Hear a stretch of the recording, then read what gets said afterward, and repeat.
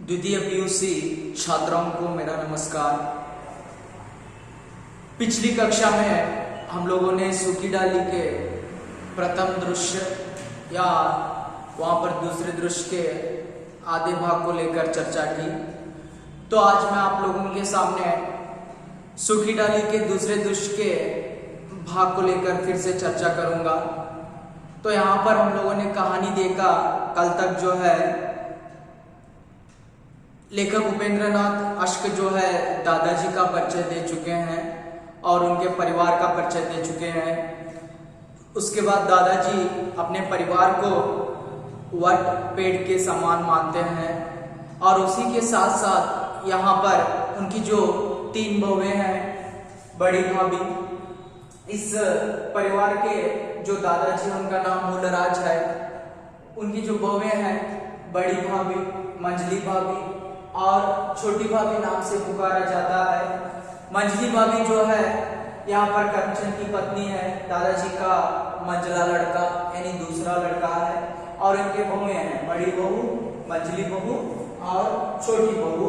तो यहाँ पर छोटी भाभी जो है यानी जो दादाजी की छोटी बहू जो है वहाँ पर इंदौर फरेश की माँ है और बेला फरेश की पत्नी है। यहाँ पर बच्चे जो आते हैं, मल्लू भाषी, जगदीश है और उसके बाद नौकरानी है, मिश्रानी काम करने वाली। उसके बाद बंसीलाल और मालवी जो है यहाँ पर एक गौण पात्र में आने वाले हैं। तो पहले दृश्य से हम लोगों ने देखा परिचय, दादाजी के परिवार का परिचय। या पहले दृश्य में मिश्रानी को काम से हटाने को लेकर बेला और इंदु के बीच में जो वार्तालाप चलता है, या उसी बात को लेकर यहाँ पर फिर से इंदु या उनकी जो घर में कहलाने वाली बड़ी बहू हो, बड़ी भाभी जो है, या मंजली भाभी, मंजली बहू, सारे लोग आकर वहाँ पर बातें करते हैं। जो दूसरे दृश्य में दादाजी जो है, दादाजी के पैर करमचंद दबाते रहता है और दादाजी को बताता है वह, क्योंकि आपके घर से छोटा जो फरेश है अलग होना चाह रहा है। उसी समय दादाजी जो फरेश को बुलाते हैं तो फरेश आकर बैठा है। दादाजी और फरेश यहाँ पर बातें कर रहे हैं, लेकिन जैसे ही बातें कर रहे हैं तो वहाँ पर बातें करते करते फरेश बताता है, इस घर में अब मेरे पत्नी जो बेला का मन नहीं लग रहा है, लेकिन दादाजी से समझाते हैं तो वह नहीं आई है। उसका जो मन नहीं लगता, लेकिन हमें उसे उसके मन को लगाना पड़ता है। ಹಾಗಾದ್ರೆ ನಾವು ಹಿಂದಿನ ಕಥೆಯನ್ನ ನೋಡಿದ್ದೇವೆ, ಆ ಸೂಕಿ ಡಾಲಿ ಏಕಾಂಕಿಯನ್ನ. ಏನಾಗಿದೆ ವಿಷಯ ನಿಮ್ಗೆಲ್ಲರಿಗೂ ಗೊತ್ತಿರಬಹುದು ನೋಡಿ. ದಾದಾಜಿ ಸೂಕಿ ಡಾಲಿ ಈ ಒಂದು ಏಕಾಂಕಿಯ ಲೇಖಕರು ಉಪೇಂದ್ರನಾಥ್ ಅಶ್ಕರ್ ಇದ್ದಾರೆ. ಹಾಗಾದ್ರೆ ದಾದಾಜಿ ಮೂಲರಾಜ್ ಅವರು ಏನು 3 ಸೊಸೆಯಂದಿರಿದ್ದಾರೆ, ಬಡಿ ಭಾಬಿ, ಮಂಜಲಿ ಭಾಬಿ ಅಂತ ಹೇಳಿ ಕರೀತಾರೆ, ಛೋಟಿ ಭಾಬಿ ಅಂತ ಹೇಳಿ ಕರೀತಾರೆ. ಹಾಗಾದ್ರೆ ಛೋಟಿ ಭಾಬಿ ಈ ಇಂದು ಮತ್ತೆ ಫರೇಶನ ತಾಯಿ ಆಗಿದ್ದಾಳೆ, ಕರ್ಮಚಂದ್ ಇವರ 2ನೇ ಮಗ. ಅದೇ ರೀತಿಯಾಗಿ ಬಡಿ ಬಹು, ಮಂಜಲಿ ಬಹು ಮತ್ತೆ ಛೋಟಿ ಬಹು ಬೇಲಾ ಅಂತ ಹೇಳಿ ಮಕ್ಕಳನ್ನ ನೋಡಿದ್ರೆ ಮಲ್ಲು ಭಾಷಿ ಜಗದೀಶ್ ಬರ್ತಾರೆ. ತದನಂತರ ಮಿಶ್ರಾನಿ ನೌಕರಾನಿ ಬರ್ತಾ ಇದ್ದಾಳೆ. ಹಾಗಾದ್ರೆ ನಾವು ಕಥೆಯನ್ನ ನೋಡಿದ್ದೇವೆ ಯಾವ ರೀತಿಯಾಗಿ ದಾದಾಜಿಯ ಪರಿವಾರ ಆಲದ ಮರದ ಹಾಗೆ ಇದೆ. ತದನಂತರ ಯಾವ ರೀತಿಯಾಗಿ ಅಲ್ಲಿ ಹೆಣ್ಣು ಮಕ್ಕಳು ಬಟ್ಟೆಯನ್ನ ತೊಳೆಯೋದಿರ್ಬೋದು ಅಥವಾ ಪಾತ್ರೆಯನ್ನ ತೊಳೆದಿರ್ಬೋದು, ಕೆಲಸವನ್ನ ಮಾಡ್ತಾ ಇರ್ತಾರೆ. ಮೊದಲನೇ ದೃಶ್ಯದಲ್ಲಿ ನಾವು ಚರ್ಚೆಯನ್ನ ಮಾಡಿದ್ದೇವೆ ಹಿಂದಿನ ತರಗತಿಯಲ್ಲಿ. ಯಾವ ರೀತಿಯಾಗಿ ಆ ಬೇಲ ಹೊಸದಾಗಿ ಬಂದಂತ ಸೊಸೆ ಮಿಶ್ರಾಣಿಯನ್ನ, ನೌಕರಾಣಿಯನ್ನ ಮನೆಯಿಂದ ಹೊರಗೆ ಹಾಕ್ತಾಳೆ. ಹೊರಗೆ ಹಾಕಿದಾಗ ಏನಾಗುತ್ತಪ್ಪ ಅಂತಂದ್ರೆ ಎಲ್ಲ ರೀತಿಯಾಗಿ ಆ ಇಂದು ಮತ್ತೆ ಬೇಲಾಳ ನಡುವೆ ವಾರ್ತಾಲಾಪ ಆಗುತ್ತೆ. ಅದೇ ರೀತಿಯಾಗಿ ಅವಳು ಬಂದು ಮಾತನಾಡ್ತಾ ಇರ್ತಾಳೆ ಬಡಿ ಬಹು ಜೊತೆ. ಮಾತನಾಡುವಾಗ ಅದೇ ರೀತಿಯಾಗಿ ಅಲ್ಲಿ ಛೋಟಿ ಬಾಬಿ ಇಂದುಳ ತಾಯಿ ಬರ್ತಾಳೆ, ಅಥವಾ ನೌಕರಾನಿಯನ್ನ ಯಾಕೆ ಹೊರಗೆ ಹಾಕಿದಾಳೆ ಅನ್ನೋ ಬಗ್ಗೆ ಚರ್ಚೆನ ಮಾಡ್ತಾರೆ. ಆಗ ಎಲ್ಲರಿಗೂ ಗೊತ್ತಾಗುತ್ತೆ ಬೇಲಾ ತನ್ನ ತವರು ಮನೆಯ ಮುಂದೆ ನಮ್ಮೆಲ್ಲರನ್ನ ಬಹಳ ಕೀಳಾಗಿ ನೋಡ್ತಾಳೆ ಅನ್ನುವಂಥದ್ದು. 2ನೇ ದೃಶ್ಯದಲ್ಲಿ ಕರ್ಮಚಂದ್ ಏನ್ ಮಾಡ್ಬಿಡ್ತಾನೆ ಅಂದ್ರೆ ದಾದಾಜಿಯ ಮುಂದೆ ಚರ್ಚೆಯನ್ನ ಮಾಡ್ತಾನೆ. ಏನ್ ಚರ್ಚೆ ಮಾಡ್ತಾನೆ ಅಂತಂದ್ರೆ, ನಿಮ್ಮ ಮಗ ಏನು ನಿಮ್ಮ ಮೊಮ್ಮಗನಾದಂತಹ ಫರೇಶ್ ಮನೆಯನ್ನ ಬಿಟ್ಟು ಹೋಗ್ಲಿಕ್ಕೆ ತಯಾರಿದ್ದಾನೆ. ಯಾಕಂದ್ರೆ ಅವನ ಹೆಂಡತಿಗೆ ಇಲ್ಲಿ ಮನೆಯಲ್ಲಿರ್ಲಿಕ್ಕೆ ಇಷ್ಟ ಇಲ್ಲ. ಆ ಫರೇಶ್ ಹೊಸ ತಹಸೀಲ್ದಾರ್ ಆಗಿದ್ದ. ಹಾಗಾಗಿ ನೋಡಿ ಆ ಮುಂದಿನ ಒಂದು ಕಥೆ ಏನಿದೆ, ಅಗ್ಲಿ ಜೋ ಕಹಾನಿ ಕ್ಯಾ ಹೈ, 100 जो वहां पर मैं 44 को लेकर ಚರ್ಚಾ करूंगा ಪೃಷ್ಠ ಸಂಖ್ಯಾ. ಹಾಗಾದ್ರೆ 144ನೇ ಪುಟದ ಬಗ್ಗೆ ಚರ್ಚೆನ ಮಾಡ್ತೀನಿ. तो दादा हमें उसका मन लगाना चाहिए. वह एक बड़े घर से आई है, अपने पिता की इकलौती बेटी है, कभी नाते रिश्तेदारों में रही नहीं. इस भीड़ भाड़ से वह घबराती होगी, इतने कोलाहल से वह ऊब जाती होगी. हम सब मिलकर इस घर में उसका मन लगाएंगे. तो दादाजी बताते हैं, फरेश को समझाते हैं, देखो बेटा, वो जो आपकी पत्नी है वह एक बड़े घर से आई है, उच्च कुल की लड़की है, अमीर घर की लड़की है. तो यहाँ पर हम हमेशा उसके मन को यहाँ पर लगाए रखना है, क्योंकि अगर वह आकर इस घर से नहीं जुड़ती, इस घर के रीति रिवाजों से नहीं जुड़ती, तो हम वहां पर उसके मन को लगाना है, क्योंकि वह अमीर घर की लड़की है, अपने बेटे की इकलौती जो वहां पर पुत्री है. इसलिए हम सारे लोग मिलकर क्या करना है, उसके मन को लगाने की कोशिश करना है. क्योंकि यहाँ के जो परिवार को देखकर या यहाँ के सम्मिलित परिवार को देखकर, सारे लोगों को देखकर वह घबराती होगी. ಹಾಗಾದ್ರೆ ದಾದಾಜಿ ಫರೇಶನ್ಗೆ ತಿಳಿಸ್ತಾರೆ, ಹಾಗಾದ್ರೆ ನಿನ್ನ ಹೆಂಡತಿಗೆ ಈ ಮನೆ ಇಷ್ಟ ಆಗ್ತಾ ಇಲ್ಲಪ್ಪ ಅಂದ್ರೆ ಇಷ್ಟೇ ಕಾರಣ ಏನು, ನಾವೆಲ್ಲರೂ ಸೇರಿ ಅವಳನ್ನ ಪ್ರೀತಿಯನ್ನ ಪ್ರೇಮದಿಂದ ಮಾತನಾಡಿಸ್ಬೇಕು. ಯಾಕಂತಂದ್ರೆ ಅವಳು ಶ್ರೀಮಂತ ಮನೆಯ ಮಗಳಿದ್ದಾಳೆ. ಹಾಗಾಗಿ ಅವಳು ಬಹಳಷ್ಟು ಶ್ರೀಮಂತ ಮನೆಯ ಜವಾಬ್ದಾರಿಯಿಂದ ಬೆಳೆದಿದ್ದಾಳೆ. ಅಂತಂದ್ರೆ ಈ ಅವಿಭಕ್ತ ಕುಟುಂಬದಲ್ಲಿರ್ಬೋದು ಅಥವಾ ಈ ಸದಸ್ಯರ ನಡುವೆ ಅವಳಿಗೆ ತನ್ನ ಜೀವನವನ್ನ ನಡೆಸಲಿಕ್ಕೆ ಕಷ್ಟ ಆಗ್ತಾ ಇರ್ಬೋದು. ಹಾಗಾಗಿ ನಾವೆಲ್ಲರೂ ಅವಳನ್ನ ತಿರಸ್ಕಾರವನ್ನ ಬಿಟ್ಟು ಪ್ರೇಮದಿಂದ ಕಾಣೋಣ. तो फरेश उसे कोई भी पसंद नहीं करता, सब उसकी निंदा करते हैं. अभी मेरे पास माँ, बड़ी ताई, मंजली ताई, बड़ी भाभी, मंजली भाभी, इंदू, रजवा सब आई थी. सब उसकी शिकायत करती थी, ताने देती थी. तो उसके हाथ बिक गया है, तो उसे कुछ नहीं समझता. और इधर वह उन सबसे दुखी है, कहती है सब मेरा अपमान करती हैं, सब मेरी हंसी उड़ाती हैं, मेरा समय नष्ट करती हैं. मैं ऐसा महसूस करती हूँ जैसे मैं परायों में से आ गई हूँ और अपना एक भी मुझे दिखाई नहीं देता, आप मेरी माने तो.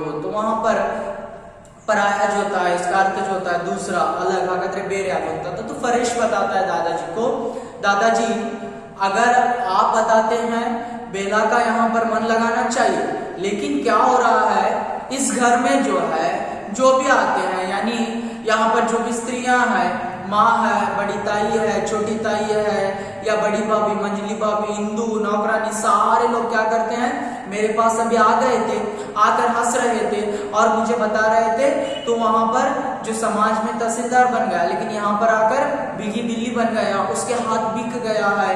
और एक तरफ से मेरी पत्नी बेला आती है, आकर मुझे बताती है सारे जो स्त्रियां मिलकर घर में मेरा अपमान करती है, और उसी के साथ साथ जो सारे लोग मेरा अपमान करते करते कोई भी मेरी बात को नहीं मानते और मेरे समय को बर्बाद करते हैं. तो मैं वहां पर वह के बताती है, मैं इस घर में आकर पराया यानी दूसरों की जैसी हो गई हूँ, अलग महसूस कर रही हूँ, या इसलिए मुझे इस घर में रहना पसंद नहीं है. ಹಾಗಾದ್ರೆ ಫರೇಶ್ ಹೇಳ್ತಾನೆ ದಾದಾಜಿಗೆ, ಏನಪ್ಪಾ ಅಂತಂದ್ರೆ ನೀವ್ ಹೇಳ್ತಾ ಇದ್ದೀರಾ ಆ ಬೇಲಾಳಿಗೆ ನಾವೆಲ್ಲರೂ ಪ್ರೀತಿಯಿಂದ ಪ್ರೇಮದಿಂದ ಕಾಣ್ಬೇಕಂತದ್ದು, ಆದ್ರೆ ಈಗ ತಾನೇ ನಾವು ಯಾವ ರೀತಿ ಸಂಕಷ್ಟದಲ್ಲಿದ್ದೇನೆಂದ್ರೆ, ತಾಯಿ ಇರ್ಬೋದು ಅಥವಾ ದೊಡ್ಡಮ್ಮ ಇರ್ಬೋದು ಅಥವಾ ಸಣ್ಣ ತಾಯಿ ಇರ್ಬೋದು, ಚಿಕ್ಕಮ್ಮ ಇರ್ಬೋದು, ಎಲ್ಲರೂ ಬಂದಿದ್ರು. ಹಾಗಾಗಿ ಏನ್ ಹೇಳ್ತಾ ಇದ್ದಾಳಪ್ಪ ಅಂತಂದ್ರೆ, ಹಿಂದೂ, ರಜವಾ ಎಲ್ಲರೂ ಬಂದಿದ್ರು. ಅವರೆಲ್ಲರೂ ನನ್ನ ನೋಡಿ ನಗ್ತಾ ಇದ್ರು, ಎಲ್ಲರೂ ನನಗೆ ಅಪಹಾಸ್ಯವನ್ನ ಮಾಡ್ತಾ ಇದ್ರು. ಯಾಕಂತಂದ್ರೆ ನೀನು ಆ ಹೆಂಡತಿಯ ಗುಲಾಮನಾಗಿದ್ದೀಯಾ.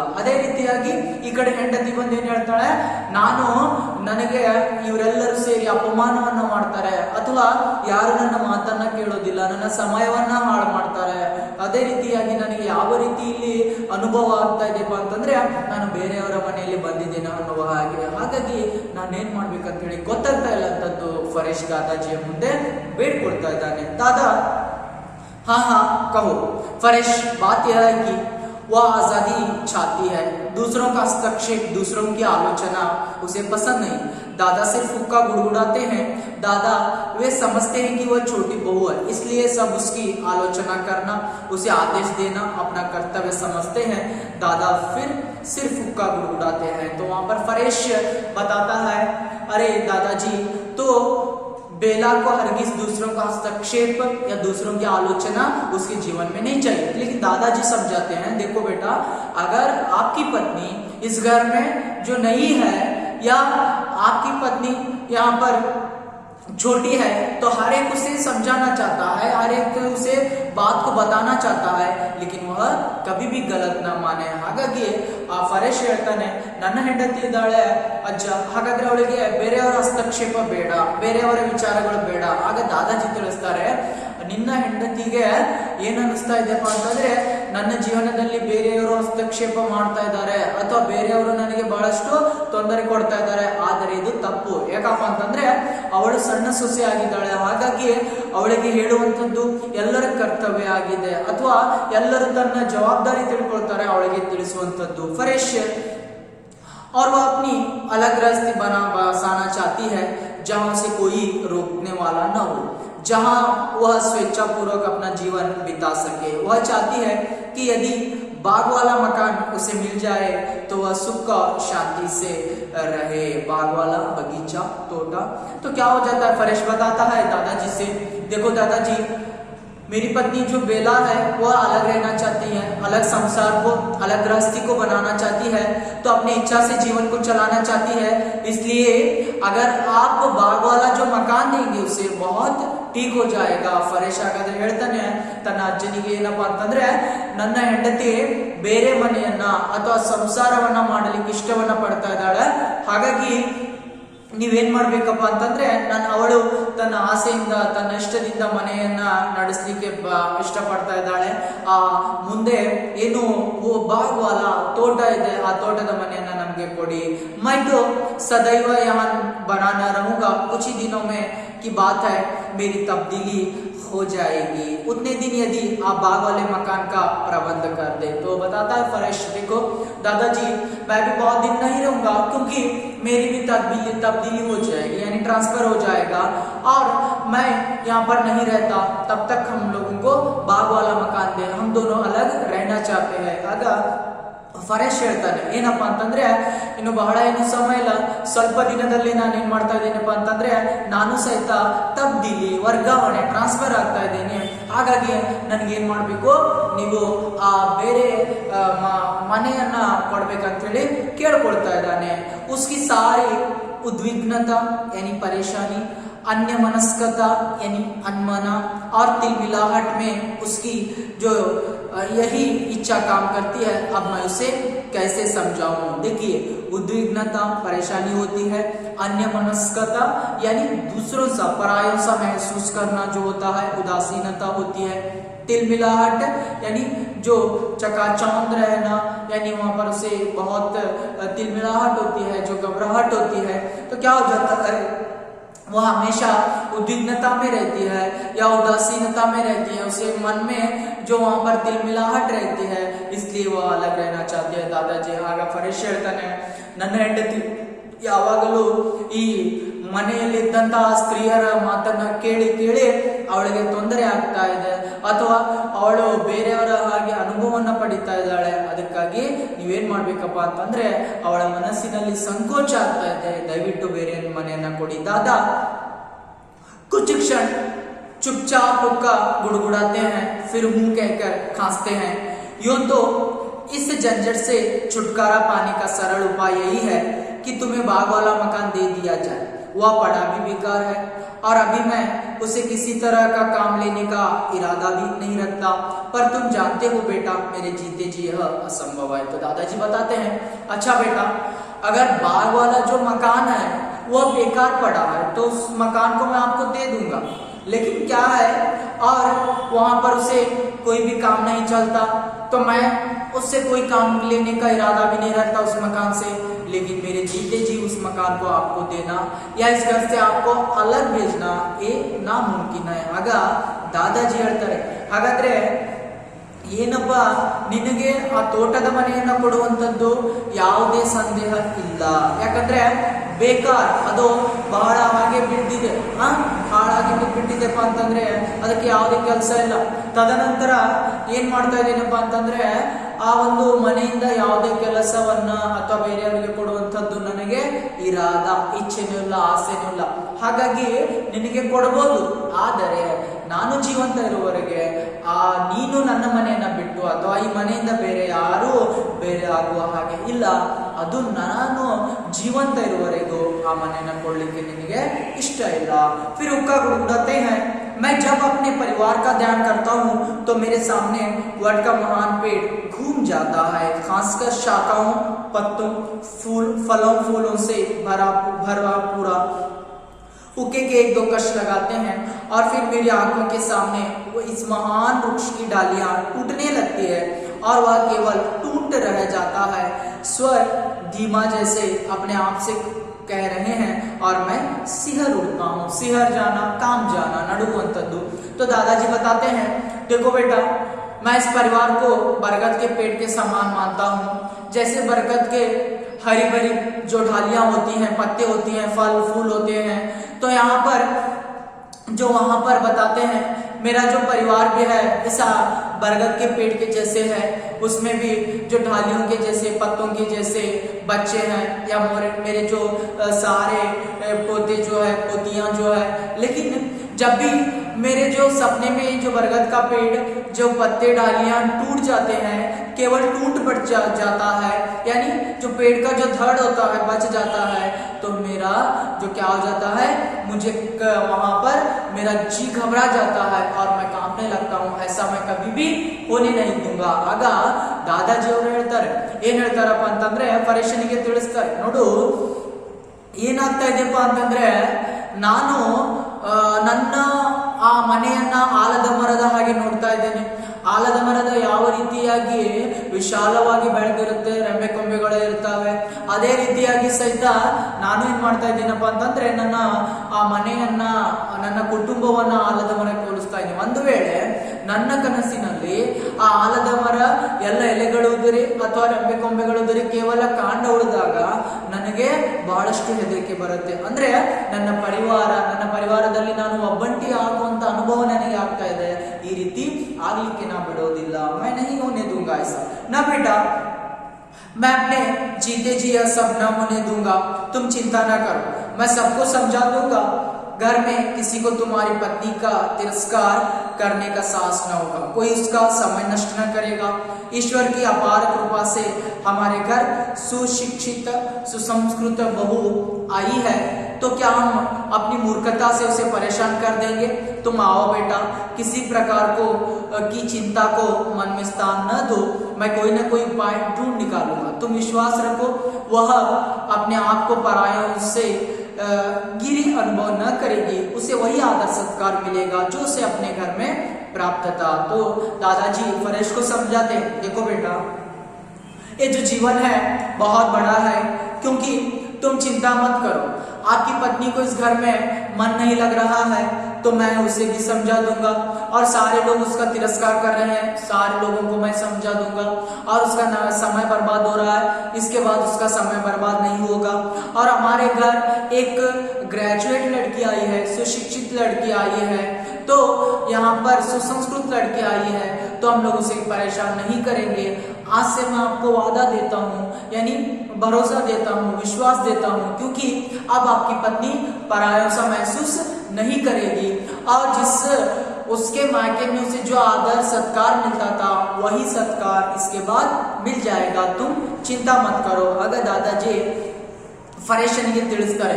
ಏನ್ ತಿಳಿಸ್ತಾರಪ್ಪ ಅಂತಂದ್ರೆ, ನೋಡು, ನಿನ್ನ ಹೆಂಡತಿಗೆ ಏನು ಇನ್ನು ಮುಂದೆ ಯಾವುದೇ ರೀತಿಯ ತೊಂದರೆ ಈ ಮನೆಯಲ್ಲಿ ಆಗೋದಿಲ್ಲ.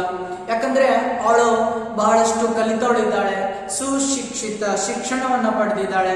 ಹಾಗಾಗಿ ಏನ್ ಮಾಡ್ತಾ ಇದ್ದೀನಪ್ಪ ಅಂತಂದ್ರೆ ಅವಳಿಗೆ ಸಮಯವನ್ನ ಹಾಳು ಮಾಡೋದಿಲ್ಲ ನಾವು ಯಾರು, ಅಥವಾ ಮನೆಯ ಎಲ್ಲ ಸ್ತ್ರೀಯರಿಗೆ ನಾನು ತಿಳಿಸ್ತಾ ಇದ್ದೇನೆ. ಯಾಕಂತಂದ್ರೆ ಯಾವ ರೀತಿಯಾಗಿ ವಿಶ್ವಾಸವನ್ನ, ನಾನು ನಿನಗೆ ವಿಶ್ವಾಸವನ್ನ ಕೊಡ್ತೀನಿ, ಯಾವ ರೀತಿಯಾಗಿ ಅವಳ ತವರು ಮನೆಯಲ್ಲಿ ಅವಳಿಗೆ ಆದರ ಗೌರವ ಸಿಗ್ತಾ ಇತ್ತು, ಅದೇ ಆದರ ಗೌರವವನ್ನ ನಾನು ಏನ್ ಮಾಡ್ತಾ ಇದ್ದೇನಪ್ಪ ಅಂತಂದ್ರೆ ಅವಳಿಗೆ ಕೊಡಿಸ್ಲಿಕ್ಕೆ ಪ್ರಯತ್ನವನ್ನ ಮಾಡ್ತೇನೆ. ಫರೇಶ್ ಜೈಸಾ आप चीज समझे ಆಯ್ತು ನೀವು ಹೇಗೆ ಹೇಳ್ತೀರಾ दादा, और देखो तुम स्वयं भी इस बात का ध्यान रखना तुम्हारे किसी पास से उसका मन न दुखे, कोई भी ऐसी बात न करो जिसे वह अपना अपमान समझे. फरेश चलने को होता है. तो दादाजी बताते हैं देखो बेटा, अगर और इस बात को भी ध्यान रखना कभी भी तुम्हारी बातों से अपने पत्नी को ठोस न पहुंचे, उसे दुख न पहुंचे. ಆಗ ದಾದಾಜಿ ಹೇಳ್ತಾರೆ, ನೋಡು ನಾನು ಮನೆಯ ಪರಿವಾರದ ಸದಸ್ಯರಿಗೆ ತಿಳಿಸ್ತೇನೆ, ಆದರೆ ನಿನ್ನ ಮಾತಿನಿಂದ ಯಾವಾಗಲೂ ನಿನ್ನ ಹೆಂಡತಿಗೆ ದುಃಖ ಆಗದ ಹಾಗೆ ನೀನು ನೋಡ್ಕೊಳ್ಬೇಕು. दादा, और तुम उसे साथ ले जाकर नगर से सब चीजें खरीद लाओ, शेष की चिंता तुम न करो, मैं कोई ना कोई रास्ता अवश्य निकाल लूंगा. दादाजी समझाते हैं तो उसे अगर फर्नीचर पसंद नहीं है और मलमल के थान रजाई के कपड़े पसंद नहीं है तो बाजार उसे लेकर चले जाओ और अच्छी चीजों को लेकर आओ. शेष की चिंता यानी जो बचा हुआ है दूसरे की चिंता मत करो, मैं सारे लोगों को समझा दूंगा. दादाजी ಹೇಳ್ತಾರೆ, ನೋಡು ನಿನ್ನ ಹೆಂಡತಿಗೆ ಯಾವ ರೀತಿಯ ಆ ವಸ್ತುಗಳು ಇಷ್ಟ ಆಗಿದಾವೆ, ಫರ್ನಿಚರ್ ಇಷ್ಟ ಇಲ್ಲ, ಅದನ್ನ ಮಾರುಕಟ್ಟೆಗೆ ಹೋಗಿ ತಗೊಂಡ್ ಬಾ, ಸಂತೆಗೆ ಹೋಗಿ. ತದನಂತರ ಮಲ್ಮಲ್ಗೆ ತಾನ ರೇಷ್ಮೆ ಬಟ್ಟೆಗಳಿದಾವೆ, ಎಲ್ಲ ಕವರ್ಗಳಿರ್ದಾವೆ, ಯಾವ್ದು ಇಷ್ಟ ಇಲ್ಲ ಎಲ್ಲವನ್ನ ಖರೀದಿ ಮಾಡ್ಕೊಂಬ. ಆದರೆ ಶೇಷ್ಗೆ ಚಿಂತ ಉಳಿದಂತದ್ದನ್ನ ಬಿಟ್ಬಿಡು, ನಾನೆಲ್ಲರಿಗೆ ತಿಳಿಸ್ತಾ ಇದ್ದೇನೆ. फरेश जैसे आपकी इच्छा चला जाता है. दादा फिर हुक्का गुड़गुड़ाने लगते हैं. हुक्के के कश लंबे हैं जो इस बात के साक्षी हैं. दादा हुक्का पीने के साथ साथ सोच भी रहे हैं. तो देखिए जैसे फरेश चला जाता है, दादाजी अपने जो हुक्के के कश को बहुत जोरदार से खींचते हैं, यानी कुछ सोचने लगे हैं. ಹಾಗಾದ್ರೆ ದಾದಾಜಿ ಏನ್ ಮಾಡ್ತಾ ಇದ್ದಾರೆ ಅಂದ್ರೆ ಫರೇಶ್ ತಕ್ಷಣನೇ ಹೋಗ್ಬಿಡ್ತಾನೆ. ಆಗ ಯೋಚನೆಯನ್ನ ಮಾಡ್ತಾ ಇದ್ದಾರೆ. ಹಾಗಾದ್ರೆ ಯೋಚನೆಯನ್ನ ಮಾಡ್ತಾ ಇದ್ದಾರೆ ಅಂತಂದ್ರೆ ಆ ಹುಕ್ಕವನ್ನ ಅವರು ಹೊಡಿತಾ ಇದ್ದಾರೆ, ಎಳಿತಾ ಇದ್ದಾರೆ. ಜಿಸ್ಕೆ ಕಷ್ಟ ಹೋಗುತ್ತೆ ಬಹಳ ಜೋರಾಗಿ ಅದನ್ನ ಎಳಿತಾ ಇದ್ದಾರೆ. ಅವಾಗ ಯೋಚನೆಯನ್ನ ಮಾಡ್ತಾ ಇದ್ದಾರೆ. तो दादा जैसे अचानक उन्हें कुछ सूझ गया हो, रजवा रजवा, फिर हुक्का गुड़गुड़ाते हैं, रजवा नहीं आती, फिर आवाज देते हैं रजवा रजवा. तो रजवा बताती है दूर से ही जी आई, भागती इसी प्रवेश करती है. तो दादाजी कुछ सोच विचार आने के बाद, बहुत वहां पर सोचने के बाद आवाज देते हैं रजवा रजवा, नौकरानी को पुकारते हैं, मिश्रानी को. तो वह बताती है दूर से जी मैं आ गई. ಆಗ ದಾದಾಜಿ ಏನ್ ಮಾಡ್ತಾ ಇದ್ದಾರೆ ಅಂತಂದ್ರೆ ಬಹಳ ಜೋರಾಗಿ ರಜವಾವನ್ನ ಮಿಶ್ರಾಣಿಯನ್ನ ಕರಿತಾ ಇದ್ದಾಳೆ. ಮಿಶ್ರಾಣಿ ಅವಾಗ ಏನ್ ಮಾಡ್ತಾ ಇದ್ದಾಳೆ, ಬಂದ್ಬಿಡ್ತೇನೆ ಅಂತಂದು ಏನ್ ಮಾಡ್ತಾ ಇದ್ದಾಳೆ, ಬರ್ತಾ ಇದ್ದಾಳೆ ಓಡ್ತಾ ಓಡ್ತಾ.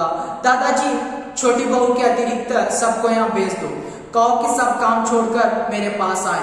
रजवा जाने लगती हैं और सुनो कोई न रहे सबसे कहना कुछ क्षण के लिए अवश्य यहाँ आ जाए. तो दादाजी बताते हैं, आदेश देते हैं, देखो बेटा छोटी बहू जो है यानी बेला को छोड़कर सारे लोग क्या करना है, मेरे पास आना है और कोई भी नहीं रहना है.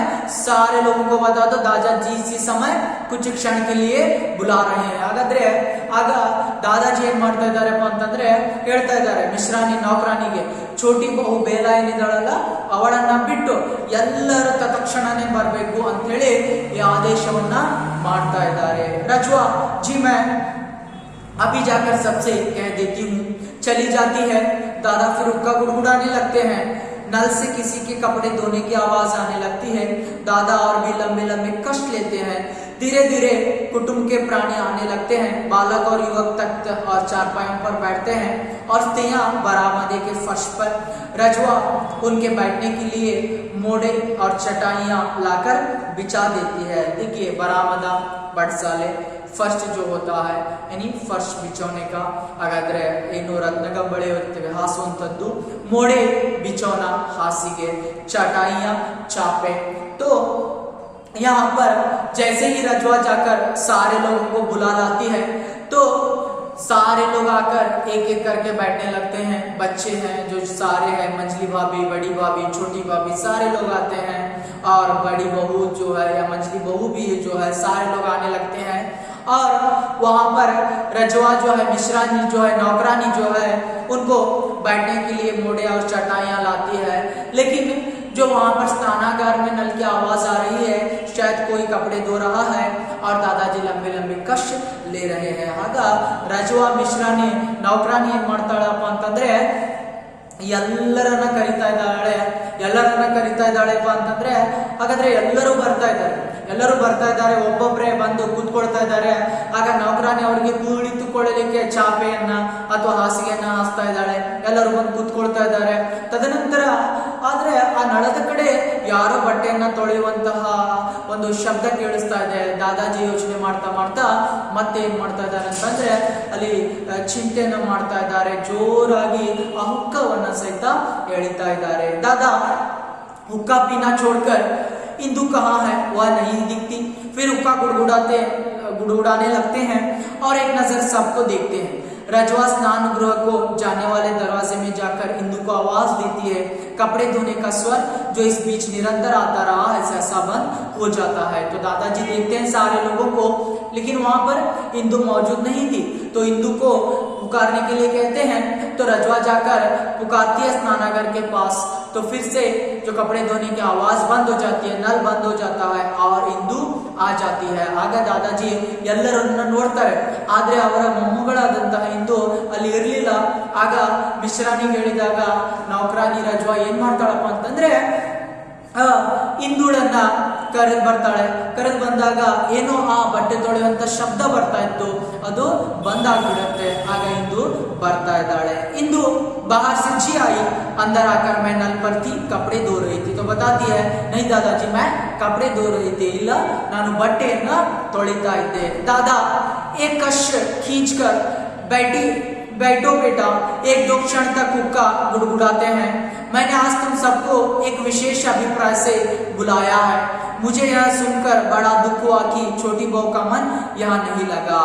इंदु दादाजी, तो देखिए दादाजी बताते हैं आज आप सारे लोगों को मैं यहाँ पर बुला चुका हूँ, तो इसका एक ही इरादा है, क्योंकि आज हमारे घर में एक सुशिक्षित बहू आई है, बेला आई है, तो उसका मन यहाँ पर नहीं लग रहा है, तो इसलिए मैं आपको यहाँ पर बुलाया हूँ. ಆಗ ದಾದಾಜಿ ಹೇಳ್ತಾರೆ, ನಿಮ್ಮೆಲ್ಲರನ್ನ ನಾನು ಇಲ್ಲಿ ಯಾಕೆ ಕರೆದಿದ್ದೀನಪ್ಪ ಅಂತಂದ್ರೆ ನಮ್ಮ ಹೊಸದಾಗಿ ಬಂದಂತಹ ಸೊಸೆ ಇದ್ದಾಳೆ, ಬೇಲ ಇದ್ದಾಳೆ, ಅವಳ ಮನಸ್ಸು ಅಥವಾ ಅವಳಿಗೆ ಈ ಮನೆ ಇಷ್ಟ ಆಗ್ತಾ ಇಲ್ಲ, ಅಥವಾ ಇಲ್ಲಿ ಈ ವಾತಾವರಣ ಅವಳಿಗೆ ಇಷ್ಟ ಆಗ್ತಾ ಇಲ್ಲ, ಹಾಗಾಗಿ ನಾನು ನಿಮಗೆ ಎಲ್ಲರನ್ನ ಇಲ್ಲಿ ಕರೆದಿದ್ದೀನಿ. ಆಗ ಇಂದು ಮಾತನಾಡಲಿಕ್ಕೆ ಪ್ರಯತ್ನ ಪಡ್ತಾಳೆ. ಇಂದು जो बातें करने के लिए प्रयत्न करती है, तो दादा इंदु बेटा मुझे अपनी बात कह लेने दो. मुझे यह जानकर बड़ा दुख हुआ कि छोटी बहू का मन यहाँ नहीं लगा. दोष उसका नहीं, दोष हमारा है. वह एक बड़े घर की बेटी है, अत्यधिक पढ़ी लिखी है, सबसे आदर पाती और राज करती आई है. यहाँ वह केवल छोटी बहू है. तो देखिए दादाजी बताते हैं इंदु को, देखो बेटा यहाँ पर मैं जो कहता हूँ मेरी बात को समझो, क्योंकि मुझे ये जानकर बहुत दुख हुआ जो छोटी बहू बेला का मन यहाँ पर नहीं लग रहा है, क्योंकि गलती उसकी नहीं है, गलती हम लोगों की है, क्योंकि वह एक बड़े घर की बेटी है, अमीर घर की लड़की है और अपने जो पिता की इकलौती बेटी है और बहुत पढ़ी लिखी है, लेकिन हम वहां पर अपने मायके में राज करती आई है, आदर करती आई है, लेकिन यहाँ पर वह केवल छोटी बहू, सारे लोग उसे छोटी बहू की नजर से देख रहे हैं. ಆಗ ದಾದಾಜಿ ತಿಳಿಸ್ತಾರೆ ಎಲ್ಲರಿಗೂ, ನೋಡಿ ಇವತ್ತು ಆ ಬೇಲಾಳ ಮನಸ್ಸು ಅಥವಾ ಬೇಲಾಳಿಗೆ ಈ ಮನೆಯ ವಾತಾವರಣ ಇಷ್ಟ ಆಗ್ತಾ ಇಲ್ಲ ಅಂದ್ರೆ ತಪ್ಪು ಅವಳದಲ್ಲ, ತಪ್ಪು ನಮ್ಮೆಲ್ಲರದಿದೆ. ಯಾಕಪ್ಪ ಅಂತಂದ್ರೆ ಅವಳು ದೊಡ್ಡ ಮನೆಯ ಮಗಳಾಗಿದ್ದಾಳೆ ಅಥವಾ ಬಹಳಷ್ಟು ಓದಿದ್ದಾಳೆ, ಬರೆದಿದ್ದಾಳೆ, ಎಲ್ಲರಿಂದ ಆಧಾರವನ್ನ ಅಥವಾ ಸತ್ಕಾರವನ್ನ ಪಡಿತಾ ಇದ್ದಾಳೆ. ಆದ್ರೆ ಇಲ್ಲಿ ಮಾತ್ರ ಅವಳು ಕೇವಲ ಸಣ್ಣ ಸೊಸೆ ಆಗಿದ್ದಾಳೆ. ಎಲ್ಲರೂ ಸಹಿತ ಅವಳಿಗೆ ಏನ್ ಮಾಡ್ತಾ ಇದ್ದಾರೆ, ಕೇವಲ ಸಣ್ಣ ಸೊಸೆ ಹಾಗೆ ನೋಡ್ತಾ ಇದ್ದೀರಾ, ಹಾಗಾಗಿ ತಪ್ಪು ನಮ್ಮದಾಗಿದೆ. ಆ ತದನಂತರ ತನ್ನ ತವರು ಮನೆಯಲ್ಲಿ ಏನ್ ಮಾಡಿದ್ದಾಳೆ, ತನ್ನ ಮನೆಯಲ್ಲಿ ತಂದೆಯ ಮನೆಯಲ್ಲಿ ಬಹಳ ಜವಾಬ್ದಾರಿಯನ್ನು ತಗೊಂಡಿದ್ದಾಳೆ, ಅಥವಾ ಅವಳಿಗೆ ಬಹಳಷ್ಟು ಗೌರವವನ್ನು ಕೊಡ್ತಾ ಇದ್ರು, ಆದ್ರೆ ಆ ಗೌರವ ಇಲ್ಲಿ ಅವಳಿಗೆ ಸಿಗ್ತಾ ಇಲ್ಲ. यहाँ से हर एक का आदर करना पड़ता है, हर एक से दबना पड़ता है, हर एक का आदेश मानना पड़ता है. यहाँ उसका व्यक्तित्व दब कर रह गया है. मुझे यह बात पसंद नहीं. कुक्षण का गुड़गुड़ाते हैं, तो फिर बेटा बड़ा वास्तव में कोई उम्र से या दर्जे से नहीं होता, बड़ा तो बुद्धि से होता है, योग्यता से होता है। तो दादाजी बताते हैं देखो, अगर उसका मन यहाँ पर नहीं लग रहा है तो क्यों नहीं लग रहा है? क्योंकि इस घर में आकर उसे सारे लोगों का आदर करना पड़ता है, सारे लोगों के बातों से दबना पड़ता है, गौरव देना पड़ता है, और उसी के साथ साथ उसकी बात को कोई मानता नहीं है। इसीलिए हिंदू को समझाते हैं, सारे लोगों को समझाते हैं, जो बड़ा जो है, अगर इंसान बड़ा बनता है तो कभी भी उम्र से बड़ा नहीं बनता या उसके दर्जे से, उसके स्थान से बड़ा नहीं बनता, बुद्धि और योग्यता से बड़ा बनता है। क्योंकि छोटी बहू के पास बुद्धि है, योग्यता है, वह ग्रेजुएट है, तो हम लोग उसका जो वहां पर आदर करना जरूरी है। दादाजी ಹೇಳ್ತಾರೆ ನೋಡಿ, ಇವತ್ತು ಅವಳಿಗೆ ಮನೆ ಯಾಕೆ ಇಷ್ಟ ಆಗ್ತಾ ಇಲ್ಲಪ್ಪ ಅಂತಂದ್ರೆ ಎಲ್ಲರೂ ಅವಳಿಗೆ ತಿರಸ್ಕಾರವನ್ನ ಮಾಡ್ತಾರೆ, ತದನಂತರ ಎಲ್ಲರ ಮಾತನ್ನ ಅವಳು ಕೇಳಬೇಕಾಗಿದೆ, ಎಲ್ಲರೂ ಒತ್ತಡವನ್ನ ಅವಳಿಗೆ ಹೇರ್ತಾರೆ. ಹಾಗಾದ್ರೆ ಯಾವ ರೀತಿಯ ಅವಳ ಮಾತನ್ನ ಯಾರು ಇಷ್ಟಪಡೋದಿಲ್ಲ. ತದನಂತರ ಎಲ್ಲರಿಗೂ ತಿಳಿಸ್ತಾರೆ ದಾದಾಜಿ, ಒಬ್ಬ ಮನುಷ್ಯ ದೊಡ್ಡವನಿಸ್ಕೋಬೇಕು ಅಥವಾ ಅವನು ಮಹತ್ವವನ್ನ ಪಡಿಬೇಕಪ್ಪ ಅಂತಂದ್ರೆ ಅವನ ವಯಸ್ಸು ಅಥವಾ ಅವನ ಸ್ಥಾನ ಅಲ್ಲಿ ಯಾವುದೇ ಕಾರ್ಯವನ್ನ ಮಾಡೋದಿಲ್ಲ, ಅವನ ಬುದ್ಧಿ ಇರ್ಬೋದು, ಅವನ ಯೋಗ್ಯತೆ ಮಾತ್ರ ಅವನಿಗೆ ದೊಡ್ಡವನಾಗಿ ಮಾಡುತ್ತೆ. ಹಾಗಾಗಿ ಅವಳು देखिए छोटी बहू उम्र में न सही अक्ल में हम सबसे नीचे ही बड़ी है. ಹಾಗಾದ್ರೆ ಅವಳು ಕೇವಲ ವಯಸ್ಸಿನಲ್ಲಿ ಚಿಕ್ಕವಳಿದ್ದಾಳೆ ಅಂತಂದ್ರೆ ಅವಳ ಬುದ್ಧಿಯಲ್ಲಿ ಅವಳು ನಮ್ಮೆಲ್ಲರಿಗಿಂತ ದೊಡ್ಡವಳಿದ್ದಾಳೆ. तो उम्र में वह बड़ी है, वह उम्र में छोटी है, लेकिन जो अक्ल में है, ज्ञान में है, बुद्धि में है, वह आगे है. हम उसकी इज्जत करना है. हमें चाहिए कि उसकी बुद्धि से, उसकी योग्यता से लाभ उठाएं. मेरी इच्छा है कि उसे यहाँ वही आदर सत्कार मिले जो उसे अपने घर में प्राप्त था. सब उसका कहना माने, उससे परामर्श ले और मैं प्रसन्न हूँगा. यदि उसका काम भी तुम लोग आपस में बांट लो और उसे पढ़ने लिखने का अधिक अवसर दो, उसे अनुभव ही न हो कि वह किसी दूसरे घर में, किसी दूसरे वातावरण में आ गई है. तो दादाजी सारे लोगों को समझाते हैं, देखो अगर यहाँ पर उसका मन नहीं लग रहा है तो आप लोगों को मैं आज आदेश देता हूँ. क्या आदेश देता हूँ? आप सारे लोग उसका आदर करें, सत्कार करें, उसकी बात को मान ले और वहां पर उससे परामर्श ले, यानी उसके हर बातों से आप विचार करें, आलोचना करें. मैं प्रसन्न हूँगा. यदि अगर आप कोई उसके बात को बुरा मानेगा या जो उसे दुख देगा, और मैं हमेशा के लिए इस घर से अलग हो जाऊंगा. और सारे लोग आप उसके काम को बांट ले, कभी भी उसे काम करने न दे और उसे पढ़ने लिखने में अवसर दे. मैं यही चाहता हूँ. दादाजी ಹೇಳ್ತಾರೆ ನೋಡಿ, ಇವತ್ತು ನಾನು ನಿಮ್ಗೆಲ್ಲರಿಗೂ ಏನು ಮಹತ್ವವಾದಂತಹ ಆದೇಶವನ್ನ ನೀಡ್ತಾ ಇದ್ದೀನಿ. ಏನಪ್ಪಾ ಅಂತಂದ್ರೆ, ಎಲ್ಲರೂ ಇಂದಿನಿಂದ ಬೇಲಾಳನ್ನ ಏನ್ ಮಾಡ್ಬೇಕು? ಗೌರವ ಕೊಡಬೇಕು, ಆದರ ಸತ್ಕಾರವನ್ನ ಕೊಡಬೇಕು, ಪರಾಮರ್ಶ ವಿಚಾರವನ್ನ ಮಾಡಬೇಕು. ಅವಳೇ ಯಾವುದೇ ಒಂದು ಮಾತನ್ನ ಹೇಳಿದ್ರೆ ಅಥವಾ ತದನಂತರ ಅವಳ ಕೆಲಸ ಏನಿದೆ, ಬಟ್ಟೆ ತೊಳೆದಿರ್ಬೋದು, ಪಾತ್ರೆ ತೊಳೆದಿರ್ಬೋದು, ಆ ಎಲ್ಲ ಕೆಲಸವನ್ನ ನೀವೇ ಹಂಚ್ಕೋಬೇಕು. ತದನಂತರ ಅವಳಿಗೆ ಓದಲಿಕ್ಕೆ ಬರೀಲಿಕ್ಕೆ ಅವಕಾಶವನ್ನ ಕೊಡಿ, ಸಮಯವನ್ನ ಕೊಡಿ, ಅವಳ ಮಾತನ್ನ ಎಲ್ಲರೂ ಕೇಳ್ಬೇಕಂತ ಹೇಳಿ दादाजी ಎಲ್ಲರಿಗೂ ಆದೇಶವನ್ನ ಮಾಡ್ತಾ ಇದ್ದಾರೆ. फिर कुछ क्षणों का गुड़गुड़ाते हैं. फिर बेटा यह कुटुंब एक महान वृक्ष है, हम सब उसकी डालियां हैं. डालियों ही से पेड़ है और डालियां छोटी हो या बड़ी, सब उसकी छाया को बढ़ाती है. तो दादाजी बताते हैं हमारा जो परिवार है सम्मिलित परिवार है, बरगद पेड़ के समान है. और एक बरगद पेड़ का महान होता है, बहुत बड़ा होता है और उसकी डालियां होती है. लेकिन डालियां छोटी हो या बड़ी, लेकिन पेड़ की होती है ना, तो वहां पर हर पेड़ की जो छांव बढ़ाने में काम करती है. ಹಾಗಾದ್ರೆ ಏನ್ ಹೇಳ್ತಾರೆ ದಾದಾಜಿ ಹೇಳ್ತಾ ಇದ್ದಾರೆ, ಒಂದು ನಮ್ಮ ಕುಟುಂಬ ಆಲದ ಮರ ಇದ್ದ ಹಾಗೆ, ಆಲದ ಮರದ ರೆಂಬೆ ಕೊಂಬೆಗಳು ಸಣ್ಣದಿರ್ಲಿ ದೊಡ್ಡದಿರ್ಲಿ ಎಲ್ಲವೂ ಸಹಿತ ಏನ್ ಮಾಡ್ತವೆ ಅಂತಂದ್ರೆ ಆ ಮರದ ನೆರಳನ್ನ ಹೆಚ್ಚಿಗೆ ಮಾಡ್ಲಿಕ್ಕೆ ಪ್ರಯತ್ನವನ್ನ ಮಾಡ್ತವೆ. उसी तरह आप लोग भी कुटुंब में छोटे हो या बड़े, हमेशा कुटुंब को आगे बढ़ाने की सोचना है. ನೀವು ಸಹಿತ ಕುಟುಂಬದಲ್ಲಿ ಸಣ್ಣವರಿರಲಿ ದೊಡ್ಡವರಿರಲಿ ಮುಂದೆ ಸಾಗಲಿಕ್ಕೆ ಪ್ರಯತ್ನವನ್ನ ಪಡಿ. मैं नहीं चाहता कोई डाली इसे टूटकर पृथक हो जाए। मुझे हरगिज पसंद नहीं है इस पेड़ से कोई डाली टूटकर अलग हो जाए, यानी इस परिवार से कोई अलग हो जाए। ನನಗೆ ಯಾವಾಗಲೂ ಇಷ್ಟ ಇಲ್ಲ ಈ ಮನೆಯಿಂದ ಏನೋ ರೆಂಬೆ ಕೊಂಬೆ ದೂರ ಆಗುವಂತದ್ದು ಅಥವಾ ಯಾರೋ ದೂರ ಆಗುವಂತದ್ದು।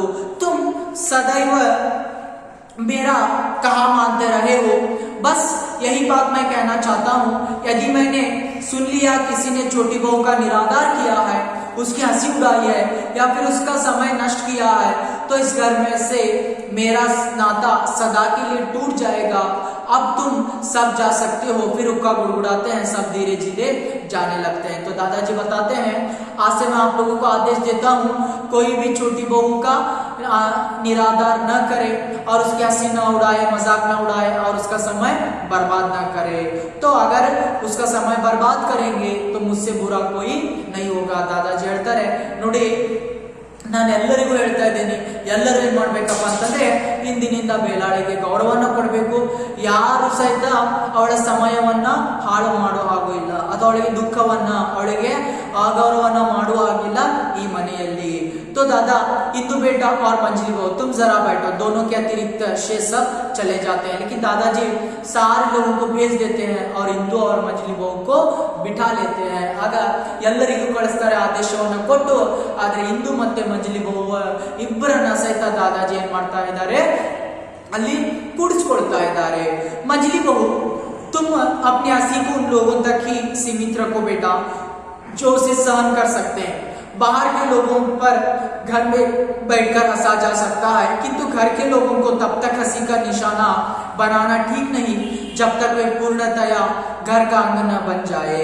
तो दादाजी मंजली बहू को बताते हैं, देखो बेटा, अगर तुम हंसती हो या उसका मजाक उड़ाती हो तो कभी भी यह हरगिज मुझे पसंद नहीं है, क्योंकि अगर बाहर के लोग हैं तो हम लोग घर में बैठकर उनकी हंसी उड़ा सकते हैं, लेकिन घर के ही लोग हैं तो कभी भी वह पूरी तरह पहचान नहीं बन सकते, तो हम उनकी हंसी मजाक उड़ाना गलत है।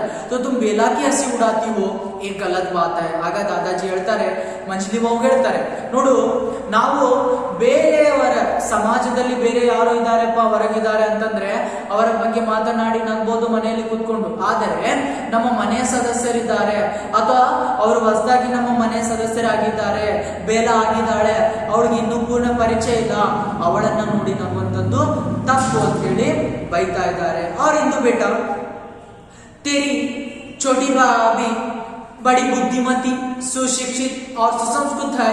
मुझे उसकी हंसी उड़ाने, उससे लड़ने झगड़ने के बदले उसका आदर करना चाहिए, उससे ज्ञानार्जन करना चाहिए। तुम दोनों को इस विषय में विशेषकर सावधान रहने का आदेश करता हूँ। तो इंदु को समझाते हैं, देखो बेटा, आपकी जो भाभी आई है वो एक ग्रेजुएट लड़की है, तो उसे कुछ सीखना है आपको और उसे कुछ समझना चाहिए, ज्ञान को हासिल करना है, उसके बदले में गुण नहीं करना है। ಆಗ दादाजी ಹೇಳ್ತಾರೆ, ಇಂದುಗೂ ತಿಳಿಸ್ತಾರೆ, ನೋಡು ನಿನ್ನ ಏನು ಆ ಅತ್ತಿಗೆಯಾಗಿ ಬಂದಿದ್ದಾಳೆ ಅಂದ್ರೆ ವೈನಿಯಾಗಿ ಬಂದಿದ್ದಾಳೆ, ಅವಳಿಗೆ ಯಾವಾಗಲೂ ನೀನು ತಿರಸ್ಕಾರವನ್ನ ಮಾಡಬೇಡ। ಅವಳು ಜ್ಞಾನವನ್ನ ಪಡೆದಿದ್ದಾಳೆ, ಗ್ರಾಜುಯೇಟ್ ಇದ್ದಾಳೆ, ಅವಳಿಂದ ಏನಾದ್ರೂ ಕಲಿ ಅಥವಾ ನಿನ್ನ ವಿಷಯಗಳನ್ನ ಜ್ಞಾನವನ್ನ ಹಂಚ್ಕೋ, ಅದನ್ನ ಬಿಟ್ಟು ಅವಳಿಗೆ ತಿರಸ್ಕಾರ ಮಾಡಬೇಡ। फिर हुक्का गुड़गुड़ाने लगते हैं, फिर क्षण भर बाद अब तुम जाओ और देखो, फिर मुझे शिकायत का अवसर न मिले। गला भर जाता है, यही मेरी आकांक्षा है कि सब डालियां साथ साथ बढ़े, फले फूले, जीवन की सुख शीतल वायु के परस से झूमे और सरसाए। पेड़ से अलग होने वाली डाली की कल्पना ही मुझे सिहरा देती है। फिर हुक्का गुड़गुड़ाते हैं, परस यानी स्पर्श ಮಾಡುವಂತದ್ದು, तो सरसाए तो शोभित होना, हच्च हसिराಗುವಂತದ್ದು। तो दादाजी बताते हैं, देखो अब आप जा सकते हैं, तो आपसे कोई भी शिकायत मुझे नहीं आना है या बेला फर्श से शिकायत नहीं आना है आपको लेकर। मेरी आकांक्षा, मेरी इच्छा यही है कि बरगद की पेड़ की तरह हमारा परिवार भी साथ साथ चले। जैसे बरगद का पेड़ हर एक डाली को लेकर आगे बढ़ता है, झूमता है, उसी तरह हम लोग भी आगे बढ़े और शीतल वायु में, ठंडी हवा में जैसे बरगद का पेड़ अपनी शाखाओं से हरा भरा होता है, वैसे हमारा परिवार भी होना है। ये जो पेड़ से अलग होने की जो बात है ढाली अलग होने की बात है, यानी परिवार अलग होने की बात मुझे सिहरा देती है, काम जाता हूं मैं। आಗ दादाजी ಹೇಳ್ತಾರೆ ನೋಡಿ, ನಿಮ್ಮಿಬ್ಬರಿಂದ ಇನ್ ಮುಂದೆ ಯಾವುದೇ ರೀತಿಯ ಒಂದು ಕಂಪ್ಲೇಂಟ್ ದೂರ ಬರಬಾರ್ದು. ಹಾಗಾಗಿ ದಾದಾಜಿ ಅವರು ಹೇಳ್ತಾ ಇದ್ದಾರೆ, ಇನ್ನು ಮುಂದೆ ನನ್ನ ಮನೆ ಯಾವ ರೀತಿ ಆಗ್ಬೇಕು ಅಂತಂದ್ರೆ ಆಲದ ಮರದ ಆಗ್ಬೇಕು. ಆಲದ ಮರ ಯಾವ ರೀತಿಯಾಗಿ ತಣ್ಣನೆ ಗಾಳಿಯನ್ನ ಬೀಸುತ್ತೆ, ಸ್ಪರ್ಶಿಸುತ್ತೆ, ಹಚ್ಚ ಹಸಿರಾಗಿರುತ್ತೆ, ಆ ರೀತಿ ಇರಬೇಕು. ನನಗೆ ಈ ಮನೆಯಿಂದ ಬೇರೆ ಆಗುವಂತದ್ದು ಕಲ್ಪನೆ ಬಹಳಷ್ಟು ನಡುಕನ್ನ ಹುಟ್ಟಿಸುತ್ತೆ. ಇಂದು ಹಮೇ ಕ್ಷಮಾ कीजिए दादाजी, हमारी ओर से आपको कभी शिकायत का अवसर न मिलेगा. दोनों चली जाती है. दादा कुछ देर रुका गुड़गुड़ाते हैं, फिर बाहर खेलते हुए बच्चों को आवाज देते हैं, भाशी, मल्लू, जगदीश आओ, आज तुम्हें एक कहानी सुनाए, बरगद पेड़ और उसके बच्चों की. तो इन दो और मंजली वो क्षमा मांगकर चली जाती हैं. दादाजी खुशी से उक्का गुड़गुड़ाते हैं, गुड़गुड़ाते हुए बताते हैं, आओ बेटा, मल्लू, भाशी, जगदीश आओ जाओ, आज मैं आप लोगों को फिर से बरगद की पेड़ और उसके बच्चों की कहानी सुनाता हूँ. ಆಗ ಇಂದು ಮತ್ತೆ ಮಂಜಲಿ ಬಹು ಎಲ್ಲರೂ ಕ್ಷಮೆಯನ್ನ ಕೇಳಿ ಹೋಗ್ಬಿಡ್ತಾರೆ. ದಾದಾಜಿ ಸಂತೋಷದಿಂದ ಆ ಮಕ್ಕಳನ್ನ ಕರೀತಾರೆ. ಭಾಷಿ, ಮಲ್ಲು, ಜಗದೀಶನ್ನ ಕರೆದು, ಬನ್ನಿ ಇವತ್ತು ನಿಮಗೆ ಆಲದ ಮರದ ಕಥೆಯನ್ನ ಹೇಳ್ತೀನಿ ನಾನು, ಅಥವಾ ಅದರ ಮಕ್ಕಳ ಕಥೆಯನ್ನ ಹೇಳ್ತೀನಿ. ಭಾಷಿ, दरवाजे से झांक कर हम सुन चुके हैं, अब नहीं आते, हर बार वही कहानी. ಆಗ ಆ ಮಗು ಹೇಳುತ್ತೆ, ಭಾಷೆ ಹೇಳುತ್ತೆ, ಅದೇ ಕಥೆ ನಾವು ಪದೇ ಪದೇ ನಾವು ಕೇಳೋದಿಲ್ಲ, बहुत बार सुन चुके हैं, हम उस कहानी को नहीं सुनेंगे. मल्लू, चांद राजा, तारा राजा की सुनाओ तो आए, हर बार वही कहानी. नकल उतार कर एक था बरगद का पेड़. हंसते हुए अदृश्य हो जाते हैं. तो मल्लू बताता है, अरे चांद तारों की कहानी सुनाओ, हम सुन लेंगे, लेकिन बरगद की पेड़ वही कहानी हम नहीं सुनेंगे. ಆಗ ಮಲ್ಲು ಹೇಳ್ತಾನೆ, ನಮಗೆ ಚಂದಿರ ನಕ್ಷತ್ರ ಕಥೆಯನ್ನ ಹೇಳಿ ಅಂದ್ರೆ ಮಾತ್ರ ಕೇಳ್ತೇವೆ, ಅದೇ ಆಲದ ಮರದ ಕಥೆ ಬೇಡ ಅಂತೇಳಿ ಇಬ್ರು ಹೋಗ್ಬಿಡ್ತಾರೆ. दादा हंसते हैं, यही कहानी तो कुटुंब का, समाज का, राष्ट्र का निर्माण करती है. यही तो जीवन को सुदृढ़, विशाल और महान बनाती है. हुक्का गुड़गुड़ाते हैं, लगते हैं पर्दा गिर जाता है. तो दादाजी बताते हैं, अरे बच्चों, यही कहानी, एक सम्मिलित परिवार रहेगा, परिवार एक साथ रहेगा तो यही कुटुंब का, समाज का, राष्ट्र का निर्माण हो सकता है. विविधता में एकता आ सकता है. तो सारा पर्दा गिर जाता है, यहाँ पर दूसरा दृश्य खत्म हो जाता है. ಆಗ ದಾದಾಜಿ ಹೇಳ್ತಾರೆ, ಇದೇ ಕಥೆ ಏನ್ ಮಾಡ್ತಾ ಇದೆಪ್ಪ ಅಂತಂದ್ರೆ ಒಂದು ಕುಟುಂಬ ನಿರ್ಮಾಣ, ಸಮಾಜ ನಿರ್ಮಾಣ, ರಾಷ್ಟ್ರ ನಿರ್ಮಾಣವನ್ನ ಮಾಡುತ್ತೆ. ಹಾಗಾಗಿ ಒಂದು ಕುಟುಂಬ ಒಗ್ಗಟ್ಟಾಗಿದ್ರೆ ನಾವು ರಾಷ್ಟ್ರದಲ್ಲಿ ಅಥವಾ ಸಮಾಜದಲ್ಲಿ ವಿವಿಧತೆಯಲ್ಲಿ ಏಕತೆಯನ್ನು ಸಾಧಿಸಬಹುದು ಅನ್ನುವಂಥದ್ದನ್ನ ಹೇಳ್ತಾ ಇದ್ದಾರೆ. ಇಲ್ಲಿಗೆ ಎರಡನೇ ದೃಶ್ಯ ಮುಕ್ತಾಯವಾಗ್ತಾ ಇದೆ. इस तरह पहले दृश्य में और मिश्रानी को काम से निकालने की जो बात चलती है, तो दूसरे दृश्य में कर्मचंद द्वारा पता चलने के बाद सारे औरतों को बुलाकर वहां पर या फरेस्ट को समझाया जाता है और औरतों को भी समझाया जाता है बेला का आदर करने के लिए. ಈ ರೀತಿಯಾಗಿ ಒಂದು ಮತ್ತು ಎರಡನೇ ದೃಶ್ಯದಲ್ಲಿ, ಒಂದನೇ ದೃಶ್ಯದಲ್ಲಿ ಏನ್ ಚರ್ಚೆ ಮಾಡಿದೀವಿ ಅಂದ್ರೆ ಆ ಮಿಶ್ರಾಣಿ ನೌಕರಾಣಿಯನ್ನ ಮನೆಯಿಂದ ಹೊರಗೆ ಹಾಕುವಂಥದ್ದು. ತದನಂತರ ಆಗ ಎರಡನೇ ದೃಶ್ಯದಲ್ಲಿ ಕರ್ಮಚಂದ್ ನಿಂದ ಗೊತ್ತಾದಾಗ ದಾದಾಜಿ ಫರೇಶನಿಗೆ ತಿಳಿಸ್ತಾರೆ ಅಥವಾ ಎಲ್ಲ ಸ್ತ್ರೀಯರಿಗೆ ತಿಳಿಸ್ತಾರೆ ಆ ಬೇಲಾಳ ಗೌರವನ್ನ ಮಾಡ್ಲಿಕ್ಕೆ. ಈ ರೀತಿಯಾಗಿ ಮೊದಲನೇ ಮತ್ತೆ ಎರಡನೇ ದೃಶ್ಯದ ಚರ್ಚೆಯನ್ನ उपेंद्रनाथ अश्कर ಮಾಡಿದ್ದಾರೆ. तो आगे की जो कक्षा में हम लोग क्या करेंगे, तीसरे दृश्य को लेकर चर्चा करेंगे. ಮುಂದಿನ ತರಗತಿಯಲ್ಲಿ ಮೂರನೇ ದೃಶ್ಯದ ಬಗ್ಗೆ ನಾವೆಲ್ಲರೂ ಏನು ಮಾಡೋಣ, ಚರ್ಚೆಯನ್ನ ಮಾಡೋಣ.